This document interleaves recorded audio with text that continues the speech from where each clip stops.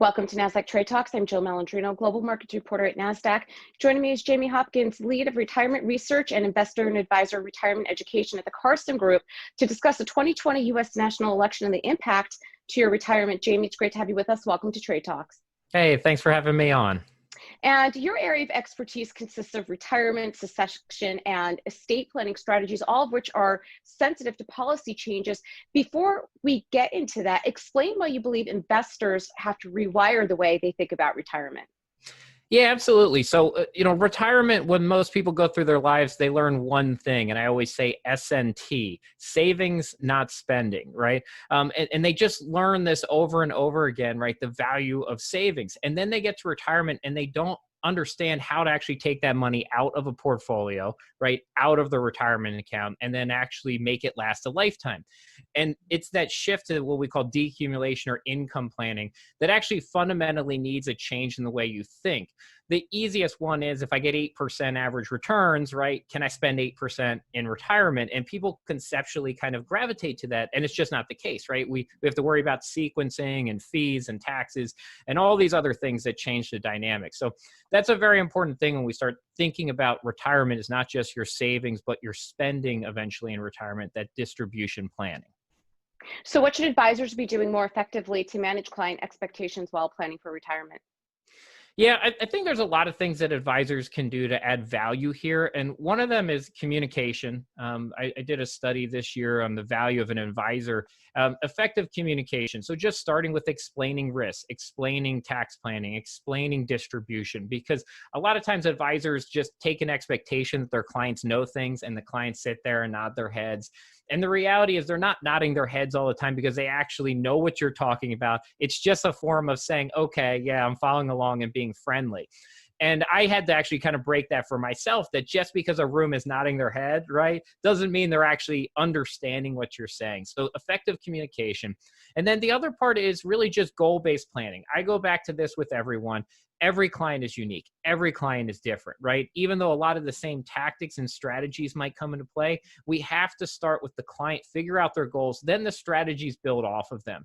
That's really the step for advisors to become true professionals, is to work backwards with the client from their goals.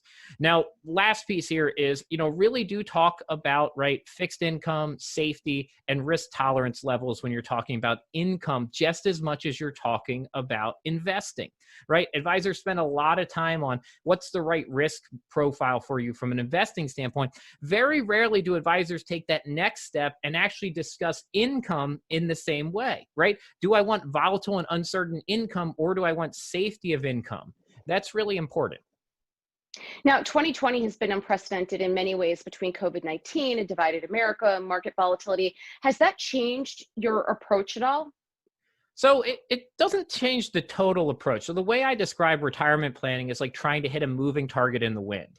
And so the target is that client's goals. Why is it moving? Because we don't know how long somebody's going to be in retirement.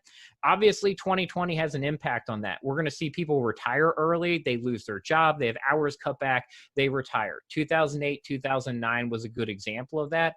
The other thing is some people might pass away sooner than we expect. So that's, again, we don't know how long you'll be in here. And then there's wind. Wind is the stuff that changes your course. We can't control what happened in 2019.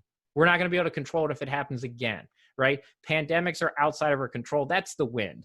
I usually use a sailing analogy here, even though I don't really sail much, but it's right. If you're sailing, right, you can't change whether the wind blows or what direction. You can change the course of your sails. And that's where advisors are today. If the wind's blowing a client off track, if they're overreacting to things, or their portfolio wasn't constructed well, or they're entering retirement earlier, we need to change the direction of their plan.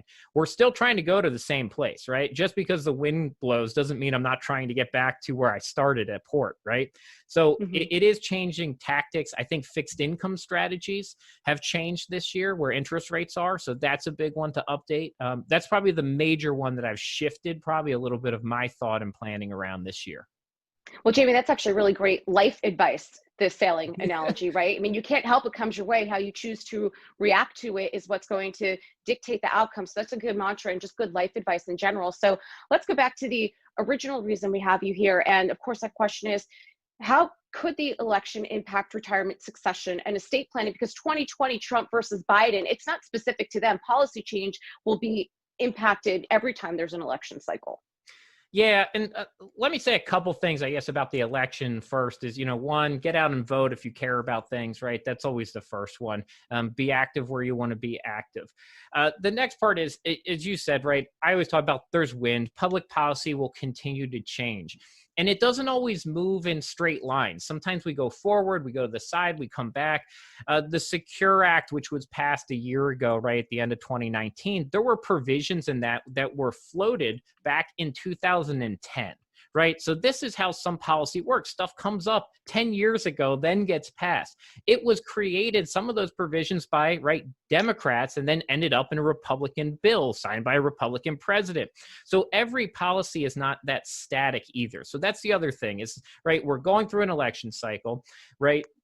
Your local elections matter. Right? Mm-hmm. Your senators matter, your representatives matter, Supreme Court matters. All of those things drive public policy to some degree. So there are things, I think, one of the things we have to look out into the future is tax policy. Tax policy is, again, bigger than either of the two presidential candidates.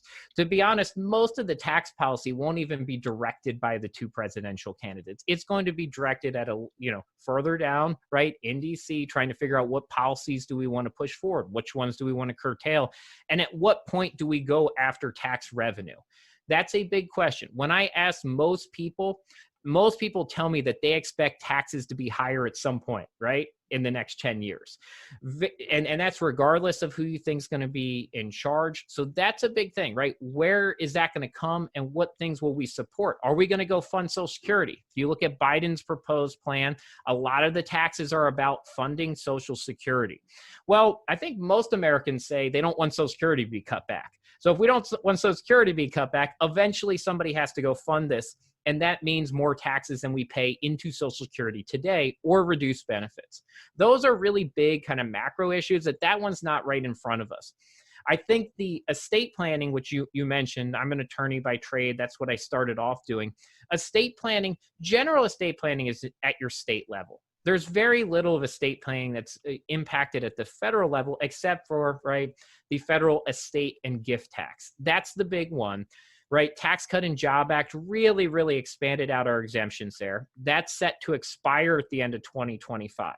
So something's going to change in the next 5 years, whether we do nothing or whether we enact change. You can easily say that Republicans have been more in favor of reducing the tax impact of the estate tax, and Democrats have been more in favor and putting more teeth to that. But again, exactly where those lines fall is very unclear. I think if you went back last year and said 2020 was going to be the biggest stimulus bill that you've ever seen, $6 trillion, you probably wouldn't have believed that unless you had to figure out something else kind of catastrophic that occurred. And that's what we had. So to me, I think that we have to watch out for next year. I think both Democrats and Republicans are in favor of stimulus money to protect jobs, right? To protect the economy over tax revenue right now. So when we think about priorities, right? Priority number one is protecting jobs and economy. Tax revenues further down the list. Right. But everyone has to recognize too, as you said before, eventually we have to pay the piper, right? Because then we come into an inflation situation. And of course, everybody wants Social Security. You want your citizens protected. But if we don't start to pay for that trust, that's going to run out in 2035. So there has to be balances somewhere along the line. And I want to thank you for that message in terms of voting, because even if you come from a blue or red state, that doesn't matter. You can't have this assumption that's who's going to be elected, because it starts locally. That's where things get executed, right? At the top kind of influences policy, but getting things done are at the local level. And that's why you need to vote early and often. Jamie, thank you so much for the messaging. It was great to have you on Trade Talks. Yep. Thank you so much for having me on. Yep, you got it. And thanks for joining me. I'm Jill Malandrino, Global Markets Reporter at Nasdaq.